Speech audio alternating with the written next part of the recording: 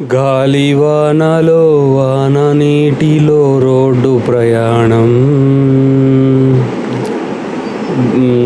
గంగోత్రికి చాలా దగ్గరగా ఉన్నామండి. మాకు గంగనాం దరిదాపుల్లో ఉందనిపిస్తుంది. 10 కిలోమీటర్లు 11 కిలోమీటర్ల దూరంలో ఉన్నామండి. ఈరోజు రాత్రి ఎదురు చూసాము, కొంచెం ఏమైనా తెరిపిస్తే ఉదయాన్నే 4 నుంచి ఎదురు చూస్తున్నామండి. తెరిపిస్తే వెళ్దామని. వర్షం ఆగకుండా పడుతూనే ఉంది.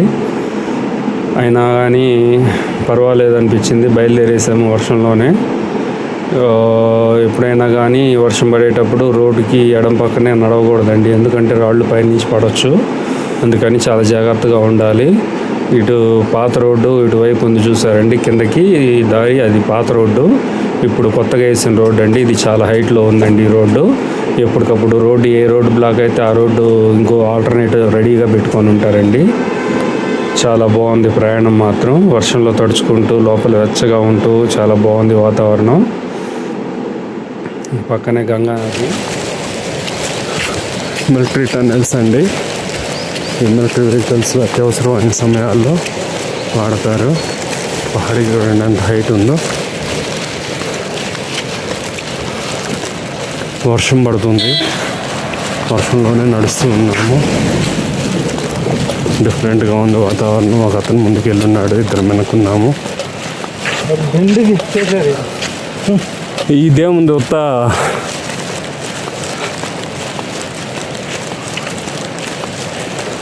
గంగనానికి 10 కిలోమీటర్లు ఉన్నామండి.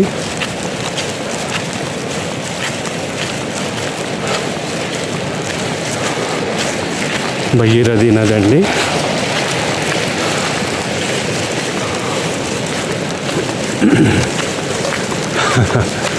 నడిచి కలిసిపోయాడు.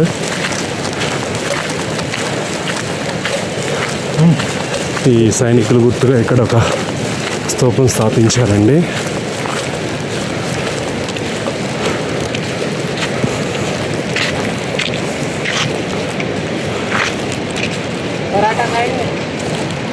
వెళ్ళే దారిలోనండి గంగనాం 9 కిలోమీటర్లు ఉందండి. ఎక్సలెంట్ వాటర్ ఫాల్స్ అండి. కింద భగీరథి నదిలో కలుస్తుంది.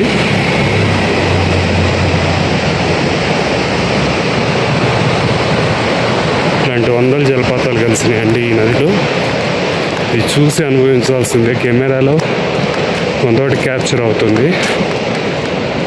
అండర్గ్రౌండ్ సరౌండింగ్స్ ద్వారా లోపల నుంచి నీటి బుగ్గ పుట్టి, కొన్ని హిమనదాల నుంచి పుట్టి చాలా అద్భుతంగా ప్రవహిస్తుందండి.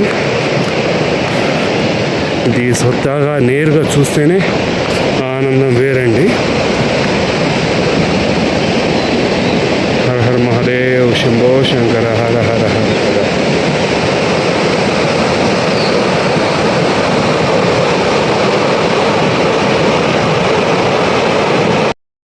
ఇది భగీరథి నది అండి. భగీరథి నది ప్లస్ గంగా నది రెండు ఒకచాట మిక్స్ అవుతాయండి. భగీరథిని కూడా గంగా నది అని అంటారండి, కానీ ప్రాంతాన్ని బట్టి కొద్దిగా పేర్లు డిఫరెంట్గా పిలుస్తారు. ఇది గంగా నది లోయ అండి. ఈ భగీరథి నది ప్రవహిస్తుంది, కానీ ఈ ఏరియాని గంగా నది లోయ అంటారు.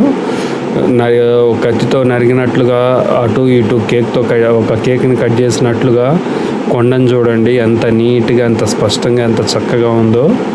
మాటల్లో వర్ణించలేదండి. ఇది మనం దగ్గర నుంచి చూడాలండి. ఆ యొక్క గ్యాప్లో నుంచి చల్లటి కొండగాలి వీస్తుంటే వెచ్చగా చల్లగా మా లోపల నడిచి వెచ్చగా అది ఒక రకమైన పులకింతగా ఉందండి. కింద చూడండి నది ఎంత ఉధృతంగా ప్రవహిస్తుందో. పైకి చూడటానికి సింపుల్గా ఉన్నట్టుంది, కానీ ఆ హోరు మాకు ఇక్కడ దాకా వినిపిస్తుందండి. గంగనానికి చాలా దగ్గరగా వచ్చున్నామండి. ఇక్కడి నుంచి ఒక 7-8 కిలోమీటర్లు మాత్రమే కనిపిస్తుంది. మహారాజు షూలోకి కొంచెం అవి నీళ్లు పోయినాయండి, కొంచెం ఇబ్బందిగా ఉంది. వీళ్ళు పెద్దవాళ్ళు ఇక్కడ చిన్నపిల్లలను వదిలిపెడుతున్నారండి. వచ్చిన రోడ్డు మీద వాళ్ళందరినీ చేతులు చాచి అడుక్కుంటున్నారు. ఆ పాపకు 10 రూపాయలు ఇచ్చినా కానీ తృప్తి తీరట్లేదు. అది అంత పెద్ద తప్పు ఆ తల్లిదండ్రులకు అర్థం కావట్లేదు. ఆ చిన్నపిల్లలు ఇప్పుడే ఇట్లా అలవాటు పడితే రేపు పెద్ద అయినాక ఎట్లా అవుతారో మాకు ఏమీ అర్థం కాలేదు. ముందుకు సాగిపోతూ ఉన్నామండి ప్రకృతిని ఆస్వాదించుకుంటూ. ఇక్కడ ఈ చిన్న షెడ్లు వేసుకున్నారు. ఇక్కడ కంకర్ వర్క్ చేసేవాళ్ళు, రోడ్ వర్క్ చేసేవాళ్ళు అండి. వాళ్ళకి చాలా మంచి శాలరీలు ఉంటాయండి. ఫుడ్ మొత్తం సెంట్రల్ గవర్నమెంట్ చూసుకుంటుందండి. తల పైకెత్తి చూస్తే కానీ, తల పైకెత్తినా కానీ ఇంకా హైట్ ఉన్నాయండి కొండలు, అంత హైట్ ఉన్నాయి. దగ్గరకు వచ్చే కొద్దీ వాహనాలు ఎక్కువగా ఉన్నాయండి. వాహనాలు బ్యాగులు తడవకుండా చాలా బాగా కవర్ చేసుకోగలిగాము. ఇదంతా ఒకప్పుడు ఋషులు మహానుభావులు తపస్సు చేసిన ప్రదేశాలండి. పరాశర మహర్షి తపస్సు చేసి ఇక్కడ ఒక కుండం ఏర్పాటు చేశారు. అవి సల్ఫర్ వాటర్ కుండం. వాటిల్లో కొద్దిసేపు స్నానం చేస్తే మన ఒంటి మీద ఉన్న జబ్బులు, చర్మ వ్యాధులు, వ్యాధి నిరోధక శక్తి పెరుగుతుంది అంటారు. అదే ఒక 10 నిమిషాలకు మించి కానీ ఎక్కువసేపు కానీ ఉన్నామంటే మన ఒంట్లో ఉన్న కాస్మిక్ ఎనర్జీని లాగేస్తాయి అంటారండి. ఎప్పుడెప్పుడు చూడదామా అని చెప్పి ఉందండి మాకు. మేము లాస్ట్ నారదకుండలో ఆ సల్ఫర్ వాటర్ని అనుభవించాము. ఇక్కడ ఇప్పుడు ఎట్లా ఉండబోతుందో చూడాలని ఆతృతగా ఉంది. ఈ మన సైనికుల యొక్క స్తూపాన్ని చూసుకొని ముందుకు బయలుదేరామండి. ఇప్పుడే దారిలో ఒకరు ఆపి మాకు చపాతీలు ఇచ్చారు. చపాతీలు ముగ్గురు షేర్ చేసుకున్నామండి. ముగ్గురిని తిని బయలుదేరేసాము.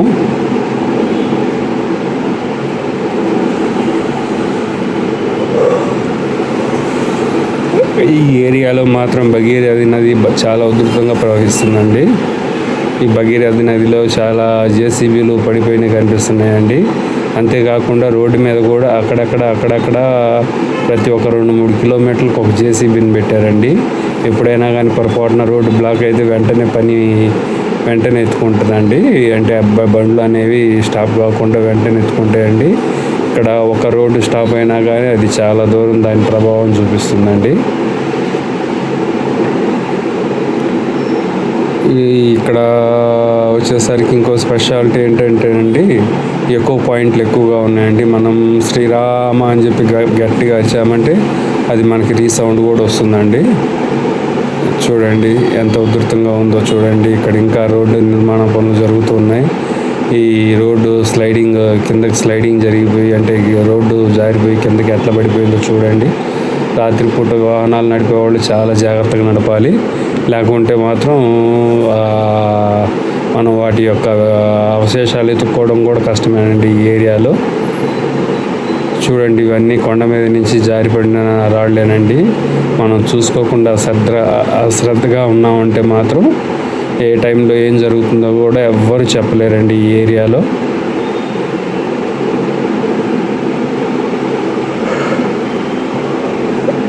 ఇట్లా ప్రతి 2 కిలోమీటర్స్ ఒకటి జేసీబీ పెడతారండి.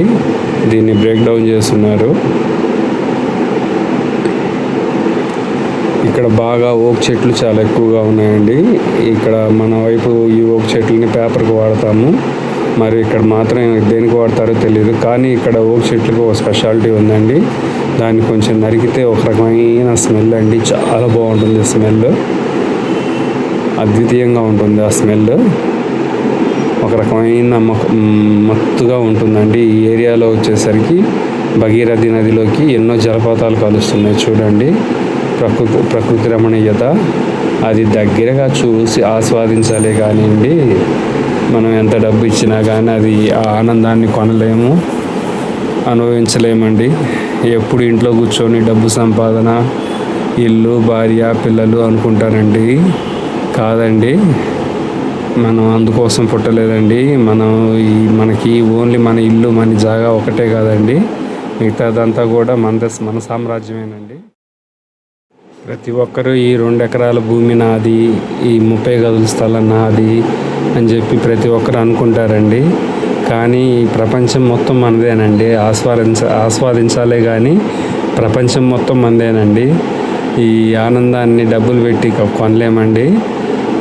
భగవంతుడి మీద నమ్మకం వేసి మనం ఒక అడుగు బయటకు వేస్తేనండి భగవంతుడు మన కోసం 100 అడుగులు బయటకు వేస్తాడండి. చివరిగా ఈ యాత్ర ద్వారా మేము తెలుసుకున్నది ఏంటంటే, భగవంతుడు ఎక్కడో లేదు, నాలోనే ఉన్నాడు, నా చుట్టుపక్కల అందరిలో ఉన్నాడని చెప్పి నాకు అర్థమైందండి. నాకు ఈ యాత్ర ద్వారా, చార్ధామ్ పాదయాత్ర ద్వారా ఇది ఇక్కడ ఈ సల్ఫర్ వాటర్ కుండ అండి. పరాశర మహర్షి ఎంతో తపస్సు చేసి తన తపోశక్తితో ఈ యొక్క వేడి నీటి కుండాన్ని పొందాడండి. ఆయన ఉదయం పూట ఆయన కాలకృత్యాలు తీర్చుకోవడానికి ఈ వాటర్ని ఉపయోగించేవాళ్ళు. స్నానానికి, తాగడానికి అన్నిటికీ వీటినే వాడేవాళ్ళు అంటండి. ఇక్కడ రూముల్లో కొనుక్కుంటే వెచ్చగా ఉందండి. బయట -6-8 డిగ్రీ సెంటిగ్రేడ్ ఉంది. కానీ ఇక్కడ మాత్రం నీళ్ళంతా కాగిపోయేటట్టు ఉన్నాయండి. ఇది జస్ట్ కొలంలాగా ఉందండి. దీని పక్కనే వచ్చేసరికి 3 దారులు వచ్చే వేడి నీటి దొడ్లు ఉన్నాయండి. ఒక దాంట్లో బాగా హైగా బాగా వెచ్చగా ఉండే నీళ్లు, మధ్యలో దాంట్లో మీడియంగా ఉండే నీళ్లు, చివరి దాంట్లో వచ్చేసరికి ఒక రకమైన వేడిగా ఉండే నీళ్లు ఉన్నాయండి. ఇది జెంట్స్ కోసం ఏర్పాటు చేసిన సల్ఫర్ వాటర్ కుండ అండి. ఇదిగోండి ఇట్లా 3 దారులుగా డివైడ్ చేశారు. లేడీస్కి సపరేట్గా ఒక పూల్ లాగా పెట్టారండి. లేడీస్ ఇక్కడికి చాలా తక్కువగా వస్తారు. అసలు ఇక్కడ ఇది ఉందని చెప్పి చాలా తక్కువ మందికి తెలుసండి. మీరు ఇక్కడ షాపింగ్ చేయదలుచుకుంటే షాపింగ్ కూడా మంచి అవకాశాలు ఉన్నాయండి. అన్ని రకాల వస్తువులు చిక్కుతాయి. అన్ని చేత్తో చేసిన స్వెటర్స్, బెడ్షీట్స్, తర్వాత మనం తలకు చుట్టుకునేవి, తర్వాత పర్సులు, ఇవన్నీ హ్యాండ్మేడ్తో చేసినాయండి. ఇది వచ్చేసరికి లేడీస్ పూల్ అండి. ఇది సల్ఫర్ వాటర్. ఇది కూడా ఇప్పుడు నైట్ అయ్యేలాకి ఖాళీ చేశారండి. లేకపోతే నేను తీయడానికి అవకాశం ఉండేది కాదు. మాకు ఈ పూల్ పైనే మాకు రూమ్స్ ఇచ్చారండి పనుకోవడానికి. రాత్రికి మేము ఇక్కడే నిద్ర చేసుకున్నాం. పరాశర మహర్షి ఇక్కడ ఆయన తపోశక్తితో ఆ గోముఖలో నుంచి నీళ్లు వచ్చేటట్టుగా వరం పొందారండి. అందుకే ఇక్కడ వేడి నీళ్ళు మరియు చన్నీళ్ళు 2 కలిసి ఉంటాయండి. పరాశర మహర్షి తర్వాత 2-3 పీఠాధిపతులు మారారండి. ఇప్పటికీ వాళ్ళ వంశీయుల ఆధ్వర్యంలోనే ఇప్పటికీ నడుస్తుందండి. ఇక్కడి నుంచి 2 కిలోమీటర్ల దూరంలో ఇంకొక సల్ఫర్ వాటర్ కుండ ఉందండి. ఈ కొండకి ఇంకా పైకి 2 కిలోమీటర్లు వెళ్ళాలండి. ఇది మాకు వెళ్ళే దారిలో ఒక 50 మెట్లు 100 మెట్లు పైన ఎక్కితే మాకు అందుకోగలిగామండి. ఇక్కడి నుంచి 2 కిలోమీటర్ల పైకి వెళ్తే ప్రతి సంవత్సరం తిరునాళ్ళలాగా జరుగుతుందండి. హర హర గంగే పరాశర మహర్షికి పాదాభివందనాలండి. పాదాభివందనాలు. మేము ఎంతో సేద తీరామండి. ఇక్కడ నైట్ స్నానం చేశాము, ఉదయాన్నే లేచి స్నానం చేశాము, దత్తాత్రేయుల వారిని దర్శనం చేసుకున్నాము. తర్వాత పరాశర మహర్షి పూజించిన శివయ్య లింగాన్ని అభిషేకం చేసుకున్నాము. మా యొక్క అదృష్టానికి నేను మాటల్లో చెప్పలేనండి. అంతా భగవంతుడి దయ. పాదయాత్ర చేస్తే వచ్చే ఆ ఆనందమే వేరండి. దత్తాత్రేయుల వారు